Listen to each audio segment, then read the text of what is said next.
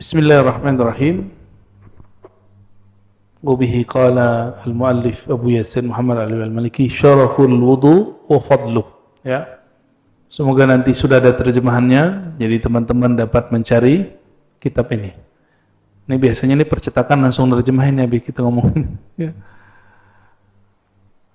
Syaraful wudu, kemuliaan wudu dan keutamaannya. Jadi beliau berbicara bukan dari sisi fikih, tapi kelebihan umat ini, umat Nabi Muhammad SAW dibandingkan umat terdahulu, dimulai dari yang kecil, yaitu wudu. Maka wudu yang kita lakukan tadi, termasuk tayammum, itu amalan yang tidak pernah ada seperti itu di amalan ulama-ulama Bani Israel. Umat-umat terdahulu nggak ada. Mereka bersuci tapi dengan cara yang berbeda. Kita baca sedikit. Wa minasyarafil ladzi dakharahu Allah Ta'ala li hadhil ummah ma'addahu min ats-thawabil jazil wal fadlil jamil alal wudu. Ya. Salah satu kemuliaan yang Allah simpan untuk umat ini dan tidak diberikan kepada umat terdahulu adalah Allah memberikan rahasia ganjaran yang besar terhadap amal yang kecil dari wudu, tapi pahalanya nggak kecil gitu. Pahalanya nanti ketemu Allah. Nanti kita coba lihat ya. Assalamualaikum warahmatullahi wabarakatuh. Alhamdulillahilladzi khassana bil ummatil muhammadiyah. Asyhadu an la ilaha illallah, asyhadu anna Muhammadan abduhu wa rasuluh. Allahumma salli wa sallim wa barik ala sayyidina Muhammad wa ala alihi wa ashabihi ajma'in wa ba'du. Baik Bapak Ibu, saudara-saudariku yang bukan Allah, sebelumnya kita membahas tentang keutamaan atau keistimewaan umat Nabi Muhammad SAW yang umum, dan itu jumlahnya ada 14. Ya, silakan dilihat kajian-kajian yang lama. Insya Allah sekarang masuk kepada keutamaan khusus. Keutamaan khusus ini banyak, ada puluhan. Nanti kita coba baca pelan-pelan, mulai dari wudu sampai nanti di akhirat bertemu Allah Subhanahu wa Ta'ala. Jadi urusan ketemu Allah mulainya wudu dulu.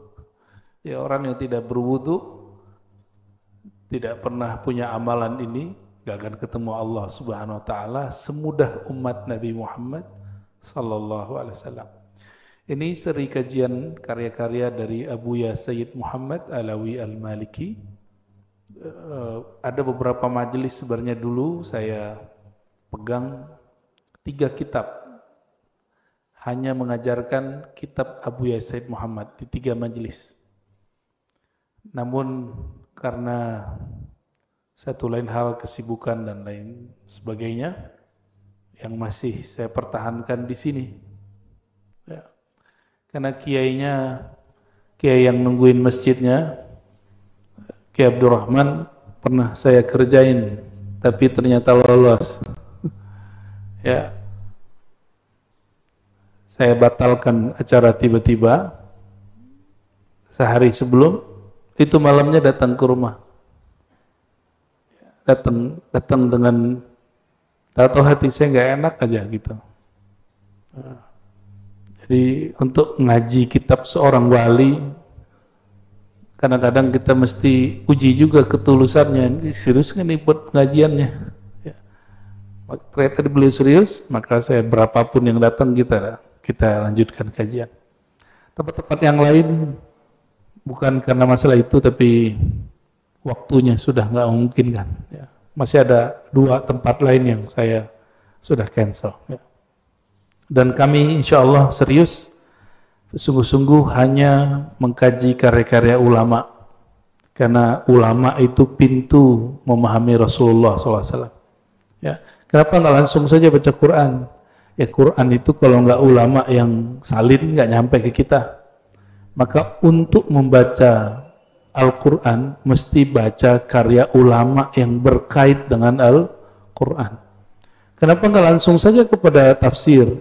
Tafsir itu hanya salah satu makna daripada yang ditulis, yang ditangkap oleh si penafsir saat dia menulis. Padahal pemahaman tafsir itu ada di banyak kitab. Al-Quran itu jika berbicara hukum, ilmu yang lahir dari sana namanya hukum fikih. Ilmu fikih. Maka kitab-kitab fikih itu kitab Quran, kitab penjelas Quran.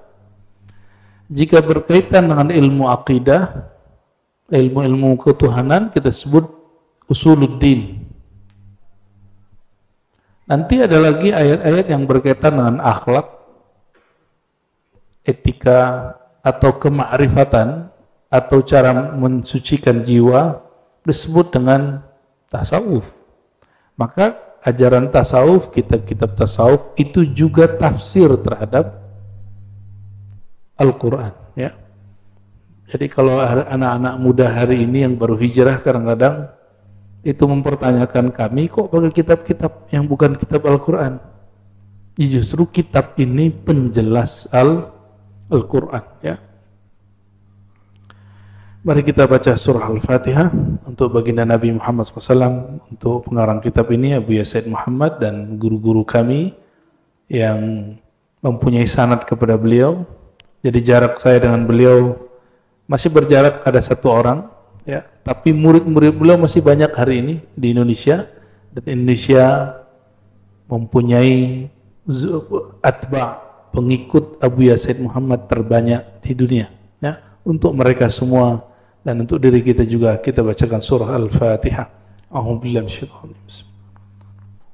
Bismillahirrahmanirrahim. Shiratal mustaqim, shiratal ladzina an'amta 'alaihim ghairil maghdubi 'alaihim.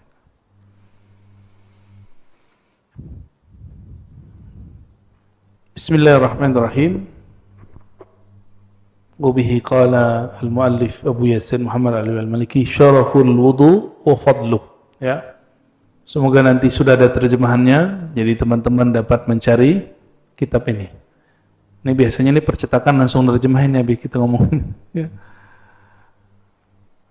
Syaraful wudu, kemuliaan wudu dan keutamaannya. Jadi beliau berbicara bukan dari sisi fikih, tapi kelebihan umat ini, umat Nabi Muhammad SAW dibandingkan umat terdahulu, dimulai dari yang kecil, yaitu wudu. Maka wudu yang kita lakukan tadi, termasuk tayamum, itu amalan yang tidak pernah ada seperti itu di amalan ulama-ulama Bani Israel. Umat-umat terdahulu nggak ada. Mereka bersuci tapi dengan cara yang berbeda. Kita baca sedikit. Wa minasyarafil ladzi addakharahu Allah Ta'ala li hadhil ummah ma'addahu min ats-thawabil jazil wal fadlil jamil alal wudu. Ya. Salah satu kemuliaan yang Allah simpan untuk umat ini dan tidak diberikan kepada umat terdahulu adalah Allah memberikan rahasia ganjaran yang besar terhadap amal yang kecil dari wudu, tapi pahalanya nggak kecil gitu. Pahalanya nanti ketemu Allah. Nanti kita coba lihat ya.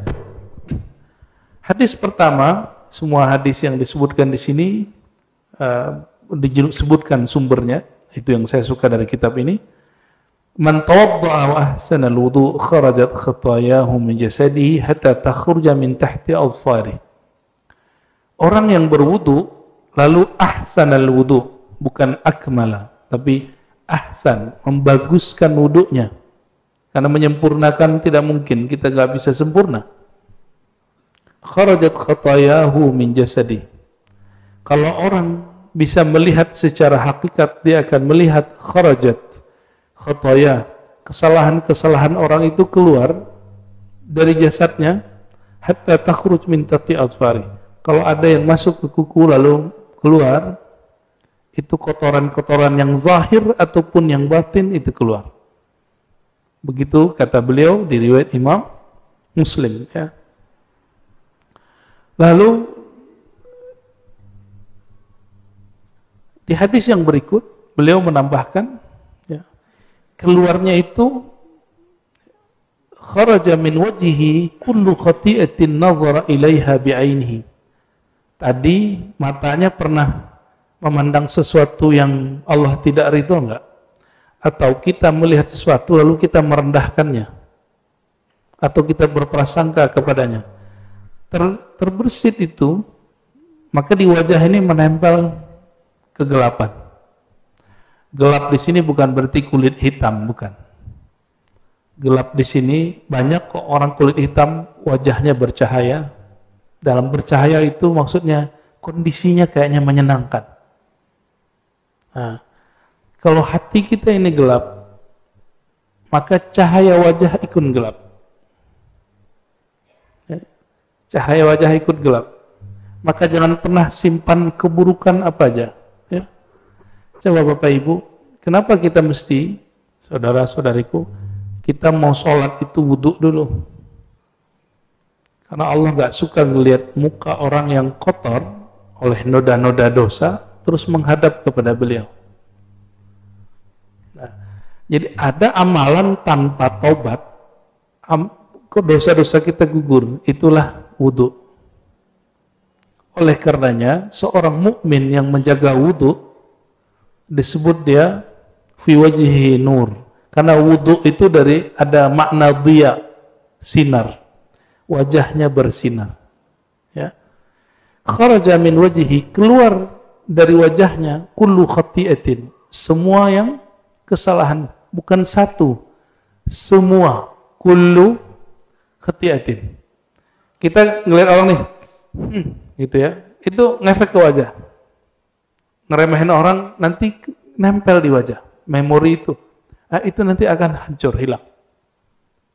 Nazara ilaiha bi'ainihi, yang disebabkan karena dia memandang sesuatu, ma'al ma, keluar akan ikut turun bersama air atau bersama akhir qatril ma, akhir terakhir air yang netes.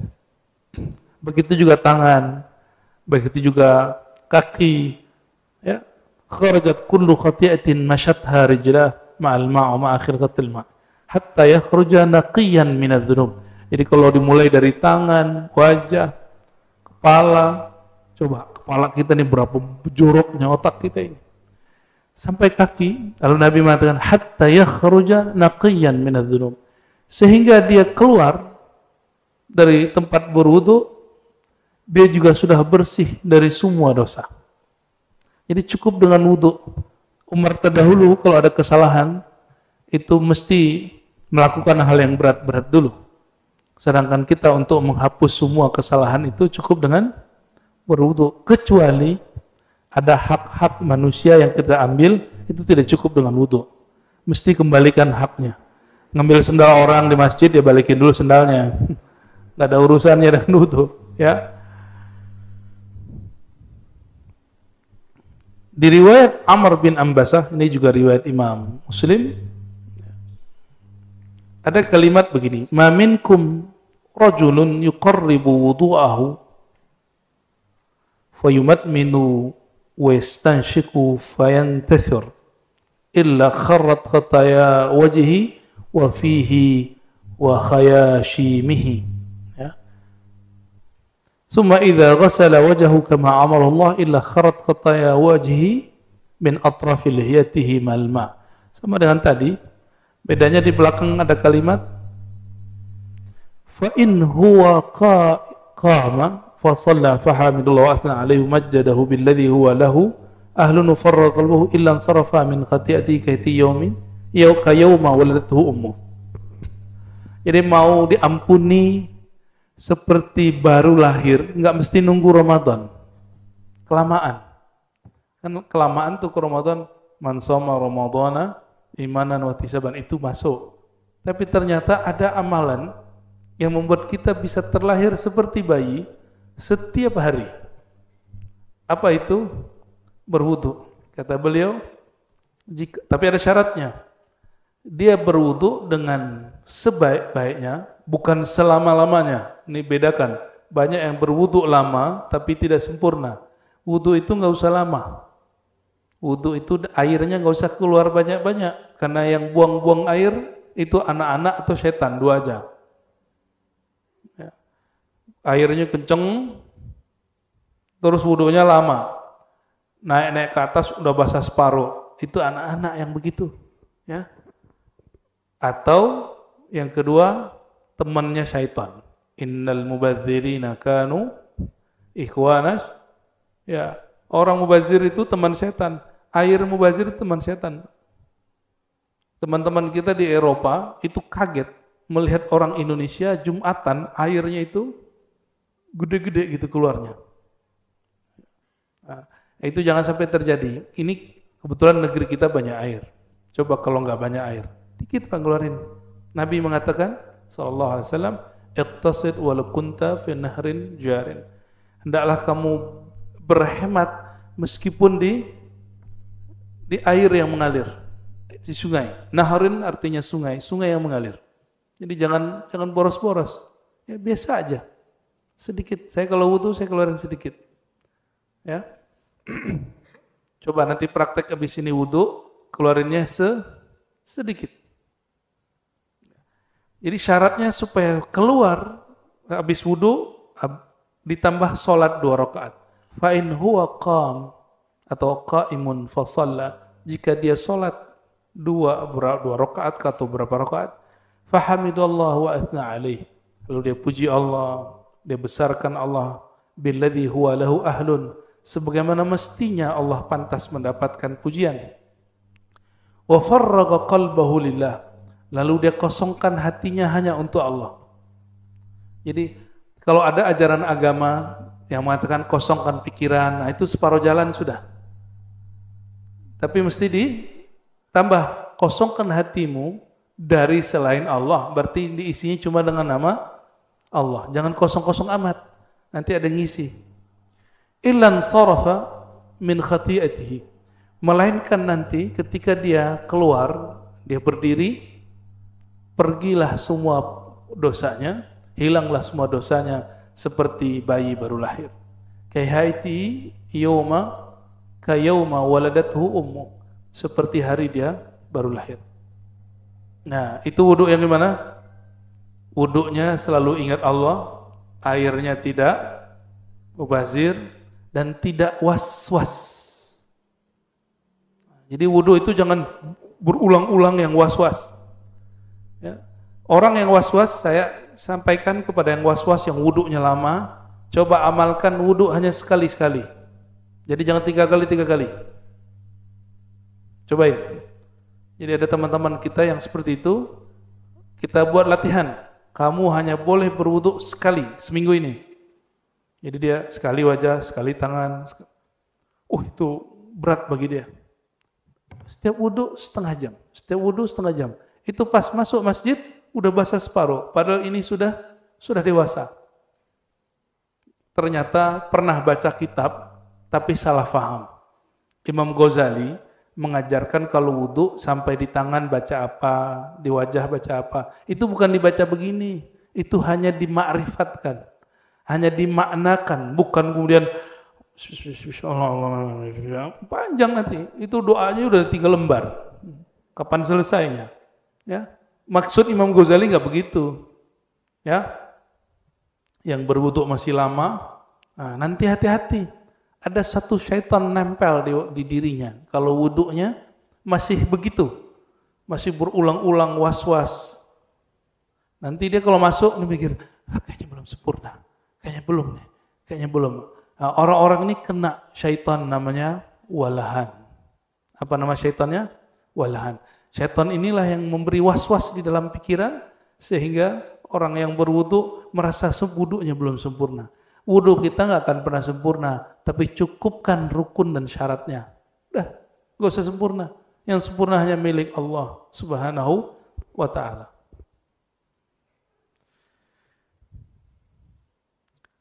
Di negeri kita sepertinya tidak terlalu berat wudu subuh ya, benar ya. Tapi di Turki atau di negeri-negeri subtropis, di Eropa, di India di musim dingin, di Cina, termasuk di semua wilayah Arab musim dingin, itu wudu, bayangkan lagi 2 derajat, 3 derajat, 4 derajat, gimana perasaannya wudu? Ya, dinginnya luar biasa. Tapi ternyata kalau mau jadi wali Allah, salah satunya al-wudu alal makarih. Ya, annal wudu alal makarih yarfa'ud darajat. Wudu di saat kita enggak senang karena dingin, itu bisa mengangkat derajat. Ini yang disebut darajatul walayah, derajat kewalian. Ya. Ada satu riwayat, hadisnya masyhur, dari hadis inilah nama pusat kajian saya sebut namanya Ribat. Nah, di ujung hadisnya ada. Sayyidina Abu Hurairah mengatakan, Nabi SAW bersabda, "Ala adullukum ala ma yamhullahu bihil khataya wa yarfa' bihid darajat." Maukah kamu aku ajarkan sesuatu amalan yang ringan, ya, tetapi Allah menghapus dengannya semua kesalahan-kesalahan dan mengangkat banyak derajat, bukan 1 derajat. Qalu, mereka bertanya, "Bala ya Rasulullah." Qal isbaghul wudu alal makari. Isbagh itu artinya memaksimalkan wudu meskipun sedang musim dingin atau sedang badan kurang fit. Ya. Ada nggak orang mati karena wudu? Nggak ada kan? Yang ada seger. Cuma karena orang Indonesia ini wudunya mesti basah. Padahal wudu begini cukup, Pak. Nabi itu kalau dulu wudu, itu ada yang megangin. Jadi ada sahabat yang megangin, terus ada yang nampung di bawah. Cukup segini, nggak nyampe. Dapat wajah, dapat tangan, ya, tangan dapat sampai ke kepala, sampai kaki.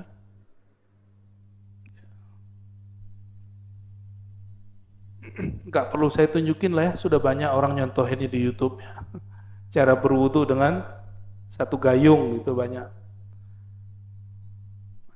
Kalau ada orang ngomongin nggak enak, itu nafsu. Dia berwudu dengan nafsunya, bukan berwudu dengan kalbunya.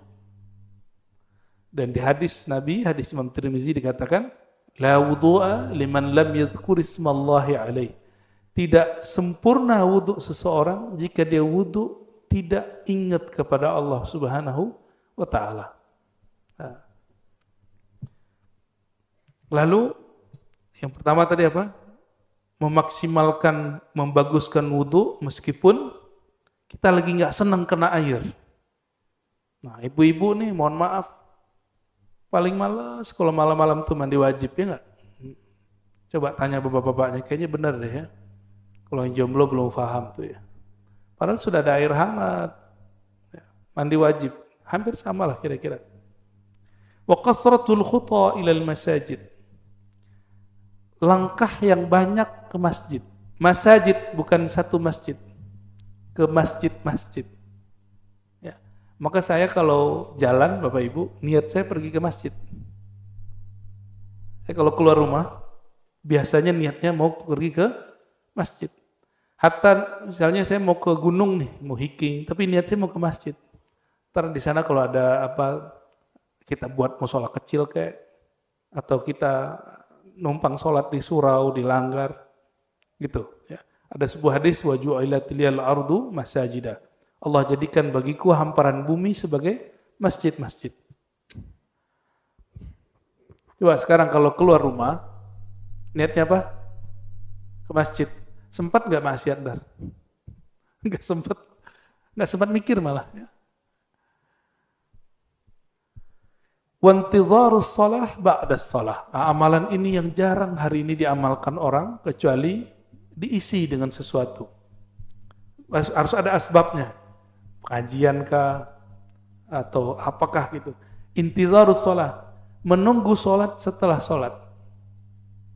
Habis maghrib nunggu isya. Kalau nggak ada pengajian pasti bubar. Untung ada pengajian.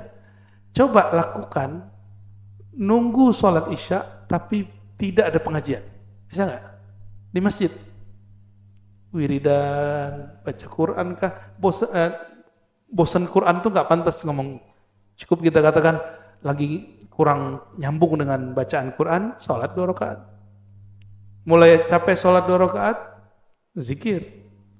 Gitu. Makanya ada zikir kolbu, ada zikir hati, ada wirid asas, ada ratibul attas, ratibul haddad, ada hizib. Itu sebenarnya pilihan-pilihan menu supaya kita mau duduk. Mau duduk. Saya pernah berkunjung di salah satu negeri di Eropa, itu orang-orang ngumpul hanya di rumah-rumah kecil, lalu zikir 4 jam dan gak kepikiran buang air sama sekali, gak kepikiran mau keluar sama sekali. 4 jam. Mulai dari jam 6 sampai jam 10. Karena di sana jam 6 tuh baru habis asar, jam 10 itu masih terang. 10 malam itu masih terang, baru kemudian maghrib dan kami berbuka.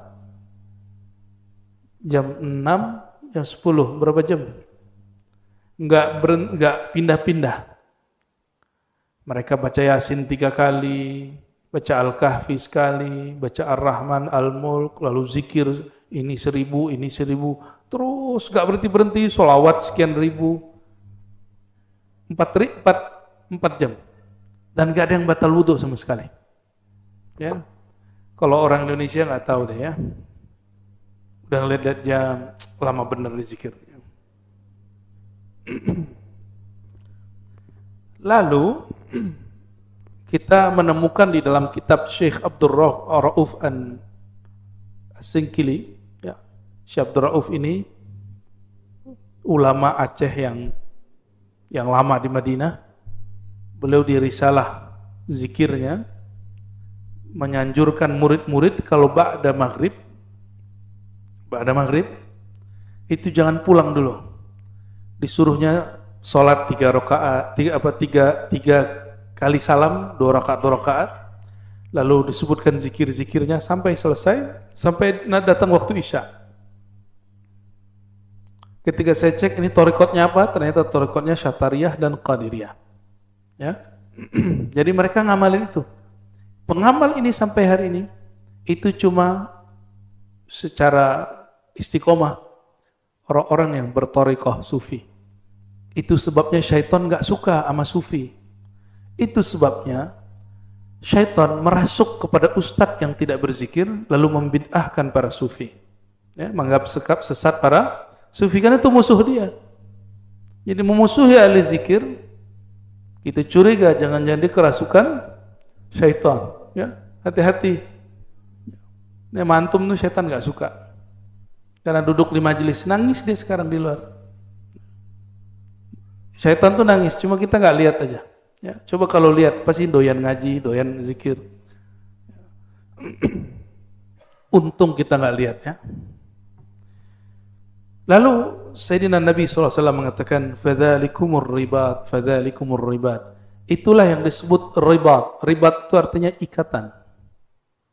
Akhirnya oleh ulama di tanah Hijaz, di Saudi sekarang, dulu namanya Hijaz, dan di Yaman, tempat zikir itu, tempat nunggu orang lagi zikir lama-lama disebut ribat. Tapi dalam lahjah dialek orang Mekah dan Yaman disebut rubat. Ya, disebut apa? Rubat. Ya. Saya selama menunggu musim haji kemarin, kita berkeliling ke rubat-rubat Mekah. Jadi masih ada di sana orang-orang yang dari dari asar nunggu sampai maghrib, dari maghrib nunggu isya itu zikir semua. Kalau nggak zikir ngaji, kalau nggak ngaji zikir, udah gitu aja. Masih ada, ya. Dan zikir tarekat orang Mekah. Cuma udah nggak di Masjidil Haram. Kalau dulu langsung depan Masjidil Haram. Ini di Jabal Abi Kubais namanya. Wa min dzalik anna syahadata ba'da al-wudu sababu dukhulil jannah.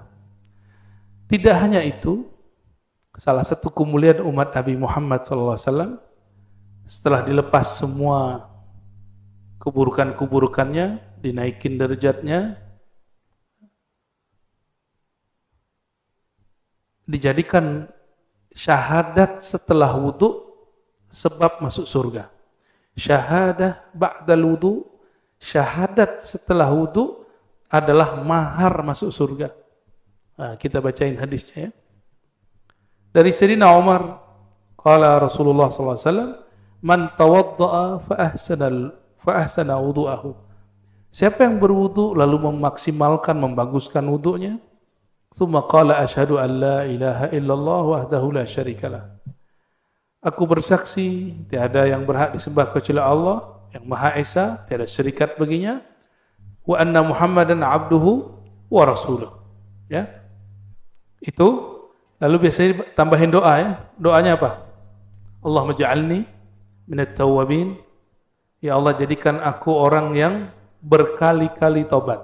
Nah, kita ulangi terjemahannya, bukan sekedar orang yang bertobat, tapi diartikan apa? Orang yang berkali-kali tobat. Waj'alni minal mutahhirin. Jadikan aku ya Allah orang yang suka bersuci. Bersuci di situ artinya suka berwudu. Futihat lahu. Nah, di hadis ini tidak digabungkan dengan hadis yang lain. Di hadis yang lain ada tambahan, lalu dia baca raditu billahi rabba wa bil islam bidina, hadis Muslim. Dikatakan di hadis ini, siapa yang baca syahadat dan doa ini, futihat lahu abwabul jannah, dibukakan bagi dia pintu surga ats-tsamaniyah, yang pintu surga itu ada 8. Jadi surga itu pintu di sini bukan pintu yang kita pahami, tapi maksud gerbang besar. Nanti di gerbang itu ada tempat-tempat orang masuk. Yadkhuluha min ayyiha syaa. Dia boleh masuk dari 8 pintu besar itu, boleh pilih mana saja. Kalau kita lihat-lihat, kok bisa ya? Oh, ternyata wudu itu adalah asal semua ibadat. Kenapa? Kalau kita nggak wudu, sah nggak sholatnya? Orang nggak wudu, baca Qur'annya nikmat nggak? Orang nggak wudu, ngajinya pun nggak fokus. Ya? Orang yang tidak wudu juga tidak diperkenankan tidak sempurna dia melakukan manasiknya. Ya? Jadi wudu itu boleh disebut aslu kulli ibadatin, karena dia isinya bertaharah, bersuci. Ini tentang wudu. Jadi wudu itu apa saja kata Sayyid Muhammad? Wudu itu mensucikan manusia setiap anggotanya. Cuma di sini tidak disebutkan satu rahasia, ya, karena ada yang membid'ahkannya. Kalau kita wudu di akhir, jadi yang musab yang terakhir itu tetesannya minum, gitu. Nah, dan ini dijadikan sebagai amalan oleh Sidi Ahmad bin Idris al-Idrisi, seorang ahli hadis dan juga seorang ahli zikir di abad keberapa itu ya, 1800 itu berarti abad 19 ya. Beliau mengajarkan salah satu cara untuk mengurangi porsi syaitan dalam diri. Bahkan kata sahabat saya yang dia Allah kasyafkan rahasia wudu, kata beliau, saya gak usah sebut namanya, orang yang melakukan amal ini Allah bakar syaitan dari dalam dirinya. Wallahu a'lam bishawab. Mungkin saja, ya. Nanti dicobain Pak. Kalau wudu, usapan yang ketiga jangan pertama. Kan yang pertama yang keluar apa? Kotoran, dosa. Yang ketiga itu sudah cahaya. Jadi yang ketiga terakhirnya baru di sisa aja di sini. Gitu. Gak usah kemudian diambil, enggak. Itu namanya minum air keran. Ya, yang bekas wudu kita itu sudah cahaya Allah yang masuk.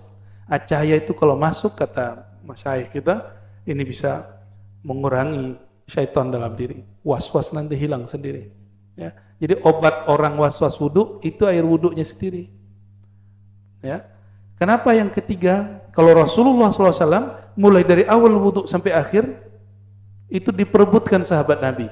Karena Nabi itu wudu nggak banyak, air segini aja. Air segini yang netes ke bawah ditampung oleh mereka. Jadi sahabat Nabi itu kalau Nabi wudu udah begini. Kita mungkin hidup zaman sekarang kalau nggak benar cara membaca hadis, nggak benar baca akidah, sok-sok ahli tauhid seperti yang muncul hari ini, mungkin kita bilang ini Muhammad nih musyrik, sahabat Muhammad musyrik, nggak jadi ikut Muhammad, pasti gitu. Nanti antum akan begitu kalau ketemu Imam Mahdi. Masa Mahdi begini? Gitu. Ya. Seperti itulah Abu Jahal, Abu Lahab. Ya. Dia lihat, kok gini amat ya umat Nabi Muhammad ini kepada Nabi Muhammad. Ya. Nggak terima mereka. Mereka nggak terima.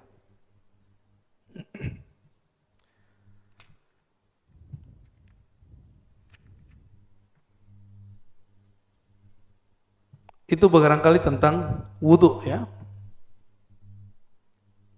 Kita lanjut atau pertanyaan? Lanjut. Oke. Fadlul adzan wa syaraful muadzinin. Salah satu keutamaan umat Nabi Muhammad SAW secara khusus, kalau kemarin yang umum ada pada azan. Ini belum masuk sholat nih. Ada pada azan dan muazzinnya. Azan dan muazzinnya. Wa min syarafil ummah al-Muhammadiyah anna Allah ikhtassaha bil adzan.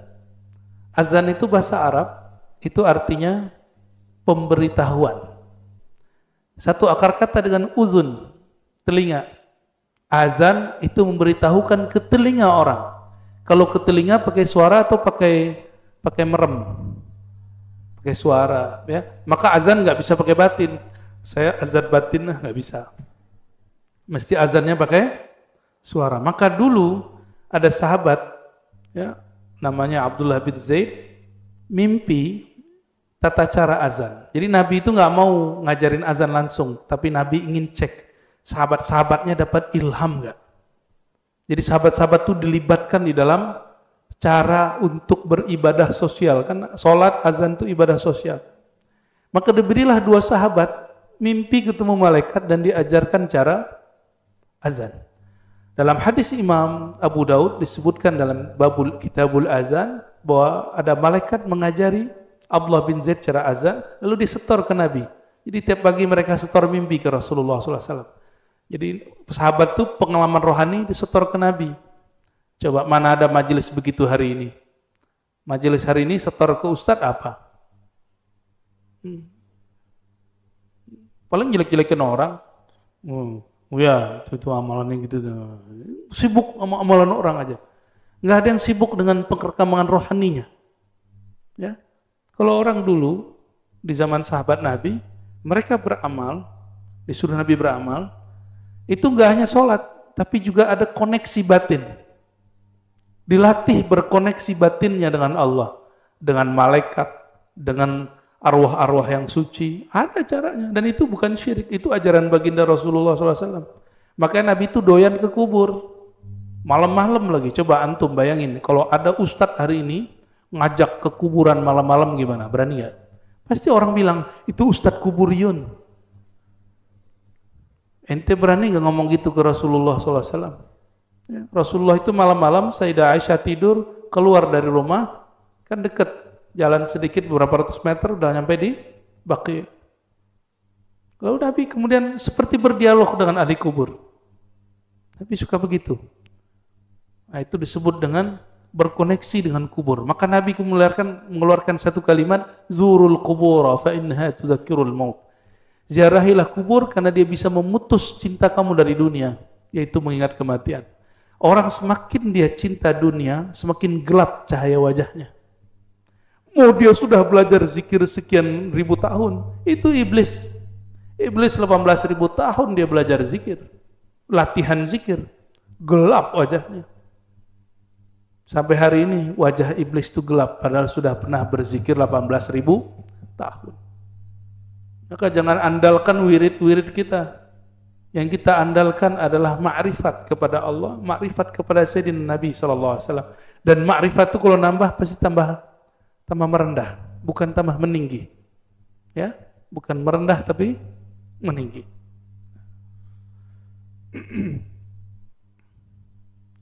Lalu Abdullah bin Zaid lapor setor kepada baginda Rasulullah SAW. Umar dengar, apa kata Umar? Loh, kok mimpi kita sama? Kok pengalaman rohani kita sama? Anaknya Umar, namanya Abdullah bin Umar radhiyallahu taala anhum ajma'in, itu melihat sahabat-sahabat hampir setiap pagi setor mimpi malaikat, ketemu malaikat. Jadi sahabat-sahabat itu interaksi dengan malaikatnya sering sekali. Horor nggak begitu, Pak? Atau mau? Ntar dituduh halu lagi sama orang ya. Tapi kalau ingin rohaninya naik, ada ilmunya itu. Ada ilmunya semua. Karena nanti Dajjal itu bisa menguasai alam. Dia bisa dialog dengan pohon-pohon, bayangin coba. Dia bisa menundukkan angin, menundukkan hujan, menundukkan cuaca. Dia kau bilang mati, pohon mati, mati pohonnya. Nah, kalau kita nggak mengerti ilmu ini, seperti sahabat-sahabat dulu mengerti, cuma latihan panah, latihan berenang, latihan kuda ya nggak bisa. Karena hari ini kalau orang persiapan akhir zaman, mohon maaf, semangat ada, cuma mau semangatnya dialihkan untuk apa? Disalurkan untuk apa? Ternyata hanya kepada latihan fisik. Padahal Dajjal itu urusan disebut Dajjal karena dia mengecoh bagian batin, bukan fisik. Kita jaga kesehatan dengan berkuda, memanah, ya, berenang, tapi bukan itu targetnya. Targetnya melatih batin sebenarnya. Nah, sahabat Nabi, sahabat Umar, Abdullah bin Umar ngomong gini, ya Allah, semua sahabat-sahabat Rasulullah sudah setor mimpi, setor pengalaman batin ketemu malaikat. Aku kapan ketemu malaikat? Ya. Lalu dia berdoa, malam itu tertidur melihat dua malaikat. Lain dengan Sayyidina Abdullah bin Abbas, dia tidak mimpi, dia lihat Sayyidina Jibril turun 2 kali. Nggak tahu apakah itu dalam bentuk penjelmaan atau asli. Nah, azan ini adalah mimpi sahabat Nabi Abdullah bin Zaid diajari malaikat. Lalu Nabi ikrar. Disebut takrir, hadis takrir. Hadis takrir, pengalaman sahabat atau amal sahabat atau ijtihad pemahaman sahabat yang lalu diakuisisi Rasulullah, dibenarkan Rasulullah dan mengatakan itu benar. Divalidasi oleh beliau dan mengatakan ini sahih. Maka dijadikan bagian dari ajaran Rasulullah SAW. Salah satunya azan. Ya. Apa kelebihan azan? Annal muadzin yashhad lahu kullu ma yasma' sautahu bil azan. Nah, ini yang menarik. Abdullah bin Zaid ini walaupun dia mimpi azan, tapi tidak disuruh jadi muadzin karena dulu nggak ada mic, mikrofon nggak ada. Yang dipanggil siapa yang jadi muadzin? Bilal, yang tidak ada satupun orang menyangka dia bakal jadi muadzin. Orang hitam legam itu kalau kayak gini baru kelihatan pas dia senyum, gigi itu baru kelihatan deh. Bilal bin Rabah. Nah, akhirnya ini orang malah menjadi orang penting. Bayangin coba, kulit hitam penting. Begitu Rasulullah membuat siasat, nggak mesti orang yang dapat pengalaman itu dia yang beramal. Yang beramal siapa? Bilal. Kata Nabi SAW, فَإِنَّهُ أَرْفَعْ سَوْتًا وَأَنْدَى. Hadis Imam Abu Daud. Orang ini, si Bilal ini suaranya lebih kenceng, nggak perlu pakai mikrofon dan lebih merdu. Kalau Abdullah bin Zaid azan yang dengar cuma 10 meter ke belakang, ke depan, terus suaranya bikin telinga kita cepat mau jauh-jauh gitu. Ada tuh orang azan dan kita nggak kuat dengernya, cepet-cepetlah beres gitu ya. Ya, waktu saya dulu nyantri, itu ada beberapa orang kalau azan, itu pesantren getar Pak. Karena suara dia getar, Allahu Akbar, Allah. Tapi nggak ada lagi yang azan, yang suara-suaranya bagus, pada gengsi semua azan. Ya sudah, orang begitu azan. Nah, orang yang muazzin ini, enaknya sekarang ada mic, yashhad lahu kullu ma yasma' sautahu bil azan. Benda apa saja, makhluk apa saja yang dengar suara dia, itu akan menjadi saksi nanti di akhirat untuk keringanan dia dan keselamatan di akhirat. Jadi Bapak Ibu ini hati-hati sama muazzin, ya. Maka muazzin yang tidak bertarif itu muazzin yang bisa kasih syafaat nanti. Tapi kalau muazzin ngambek, nah minta saya pengen digaji. Beda kalau masjid ingin ngasih, tapi tidak sebagai gaji. Ya. Ada tuh merbot masjid ngambek masalah gaji? Banyak. Padahal jadi merbot masjid, ente jadi waliullah. Ya nggak usah mikirin masalah itu, nanti ada aja rezeki. Ya. Orang kalau sudah ngurus masjid, yang perhatian sama dia bukan hanya manusia, Allah perhatian sama dia. Karena dia bersihin masjid. Dalilnya apa? Seorang perempuan hitam legam juga, udah tua, udah berapa hari nggak dilihat Rasulullah SAW di masjid. Hadis Sahih Bukhari dan hadis Muslim. Nabi tanya, mana nih orang mak-mak tua yang biasa bersih-bersih masjid? Lalu para sahabat mengatakan, wahai Rasulullah, beberapa hari yang lalu meninggal, lalu kami kubur. Meninggalnya kapan? Malam hari langsung kami kubur, saking orang ini nggak penting. Menurut para sahabat. Lalu Nabi keluar mengatakan, daluni ala qabriha, tunjukkan aku kuburnya di mana. Sahabat bingung, kok sepenting apa orang ini? Lalu Nabi sholat qadha, namanya qadha janazah. Jadi sholat jenazah itu nggak mesti di masjid, bisa di rumah, bisa udah dikubur lalu kita sholat, kan nggak pakai ruku, maka boleh sholat qadha jenazah dikubur. Tapi kalau ada ruku baru makruh sholat dikubur. Ya, maka Nabi sholat dikubur, sholat jenazah qadhaan. Dan beliau mengajarkan kepada sahabat bahwa kalau ada orang ngurusin masjid, mungkin kamu nggak perhatikan dia, tapi kekasih Allah orang nomor 1 di alam semesta perhatiin dia. Berarti orang penting itu bukan? Cuma fisiknya jelek, tapi batinnya indah. Ya, untuk apa badan bagus tapi nggak mau memperhatikan masjid Allah? Ya. Dulu masjid itu tidak hanya tempat sholat, tapi tempat ngaji. Begini. Pesantren itu sebenarnya masjid semua itu tempat. Cuma pesantren kan sudah enak, sudah berbayar. Ya. Kalau masjid nggak ada orang yang memperhatikan, ya nggak jalan. Ya. Maka mohon ya berbaiklah kepada muazin, pada imam-imam, ya. Supaya imam-imam dan muazin itu nggak perlu riya, ya. Nggak perlu mensudes-sudeskan suaranya supaya orang cari perhatian dia. Ya. Cukup dia berkhidmat. Suara orang yang tulus itu suaranya indah.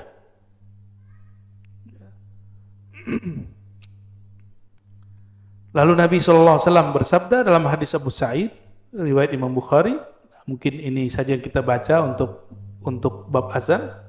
La yasma' mada sautil muadzin jinnun wala insun wala syai'.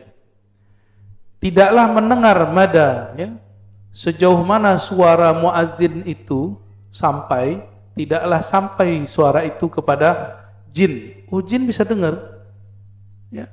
Apalagi ins, manusia, ataupun syai', benda yang kita anggap benda mati. Illa yashhad lahu yaumal qiyamah. Kecuali semuanya menjadi saksi dia pada hari kiamat. Semua orang ngomong, wahai Rasulullah, itu orang dulu ngajak kami sholat, tapi kami nggak datang. Annahu yashhad lahu kullu raqbin wa yabisin. Di riwayat lain, di riwayat Abu Daud ditambahkan, bahkan jika ada pohon-pohon, kalau dulu kurma yang kering atau basah pun, atau daun kering, daun basah pun, semuanya menjadi saksi bahwa orang ini pernah azan bersyahadat kepada Allah SWT. Dan nanti di akhirat yang mahal itu, siapakah saksi kita kalau kita bersyahadat? Jadi ada orang yang saksinya adalah dirinya sendiri, maka Allah minta, kamu cari persaksian. Siapa yang menyaksikan kamu dulu bersyahadat? Lalu ada yang kayak muazin, semua benda.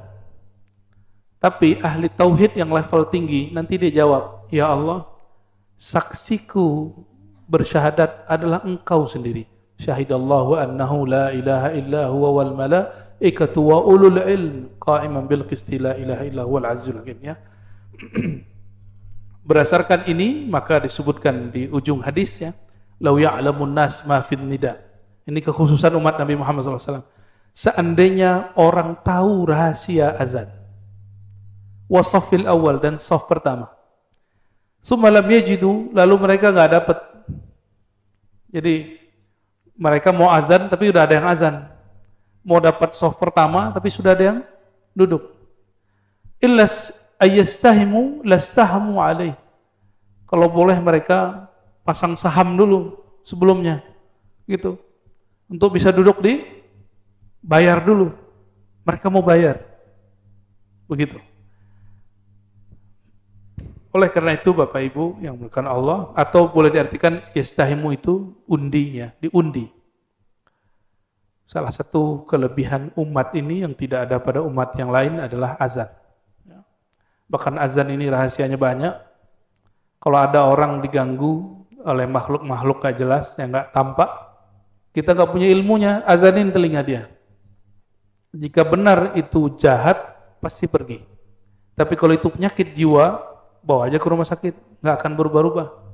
Tapi jika ada memang, karena jin ini bisa mengalir pada darah, diazanin, pasti dia sembuh. Tapi kalau orang stres bisa gak? Ya, jadi ada orang kesurupan karena stres, ada kesurupan karena gangguan makhluk halus. Kalau karena stres, itu nggak akan bisa diruqyah. Paling diulang lagi bacaan kita semua. Ya, kita bacain kursi, dibacain kursi juga. Ya. Tapi kalau kesurupan karena gangguan jin, itu diazanin minimal pas azan dia berhenti. Nah, namun pengalaman kami melihat orang kesurupan kebanyakan karena stres. Kebanyakan, ya. Wallahu a'lam bishawab. Semoga ini diberkahi Allah SWT. Ada pertanyaan? Apa cukup? Cukup ya? Oke, ada satu. Silakan.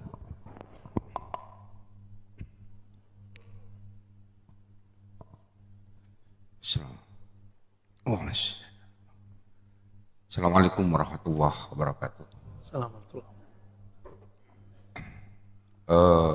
Saya hanya mendengar cerita tarikh Buya, bahwa suatu saat Sayyidina Ali Zainal Abidin bin Husain ketika sedang melaksanakan thaharah wudu, kemudian ada orang lain melihat,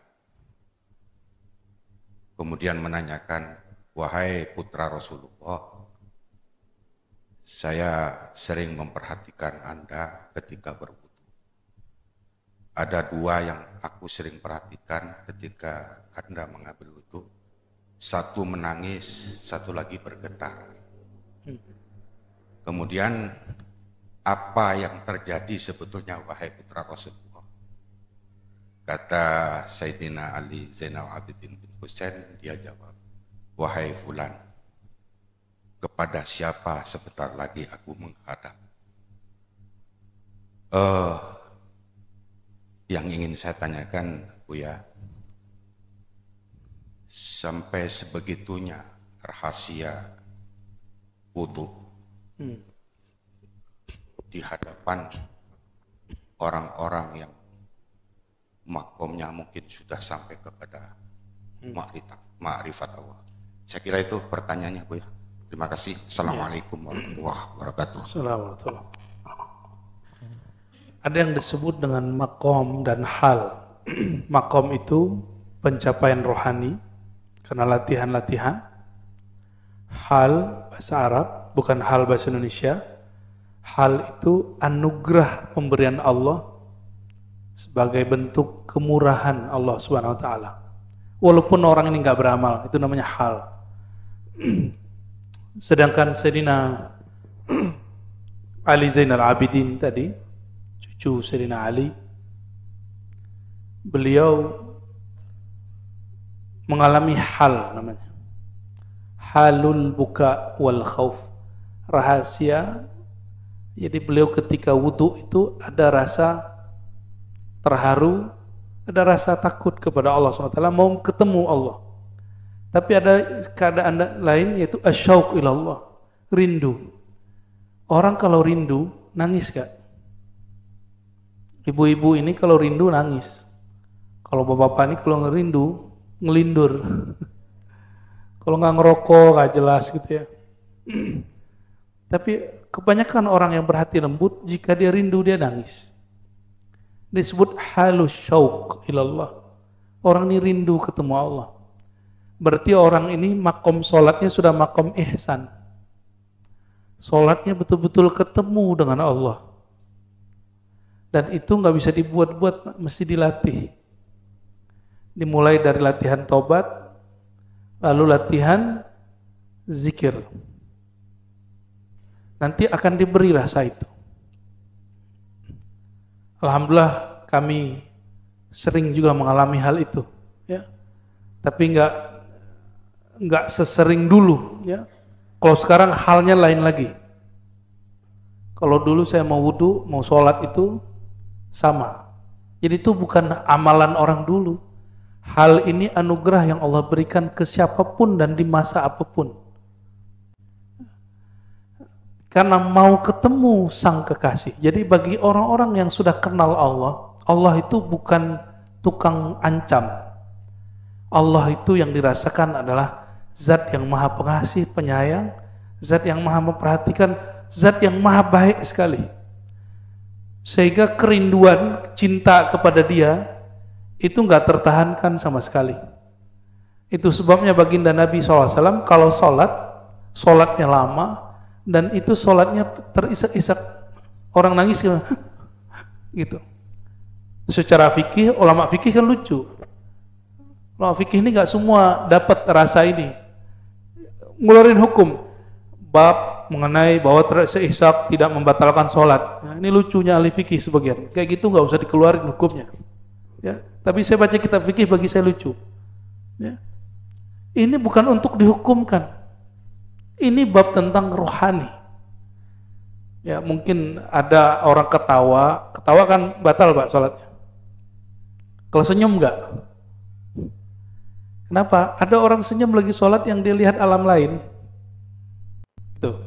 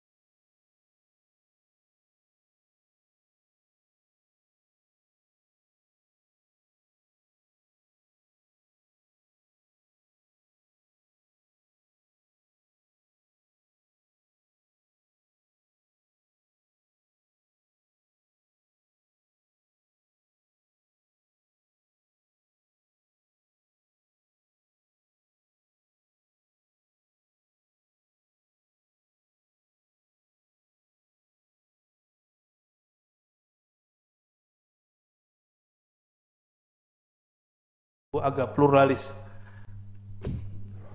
Anaknya namanya Muhammad Maksum, itu ngamalin sunnah. Ngamalin sunnah itu mulai dari bangun tidur sampai tidur lagi. Tidurnya pun menyesuaikan diri dengan sunnah. Suatu kali dia nggak pernah tinggal sholat jamaah, masuk masjid lupa kaki kirinya dahulu. Ketika melangkah kedua, ketiga, dia lihat kakinya. Kenapa kaki kiriku langsung masuk ke masjid Baitullah? Maka dia tersan 3 hari 3 malam nggak bangun-bangun. Orang dulu begitu. Adakah hal itu sekarang? Masih ada. Cuma itu biasanya baru dizohirkan kalau orangnya meninggal. Maulana Muhammad Maksum baru dikisahkan itu setelah dia wafat. Wafat baru ditulis manaqibnya. Ya. Jadi hal-hal begitu ada memang. Ya. Dan itu tidak dibuat-buat. Mereka memang ahli ma'rifatullah, kenal kepada Allah. Kenal kepada Allah bukan masalah jumlah sholatnya banyak, tapi memang kolbunya, ruhnya mengetahui sifat-sifat Allah Subhanahu wa ta'ala. Barangkali itu Bapak Ibu, udah jam 9 ya. Kami mohon izin, semoga kajian ini Allah berkahi. Bapak Ibu yang hadir ikut mendapatkan kemuliaan yang ditulis di dalam kitab ini. Amin ya rabbal alamin. Kita tutup dengan kafaratul majlis. Subhanakallahumma wa bihamdika asyhadu an la ilaha illa anta astaghfiruka wa atubu ilaik.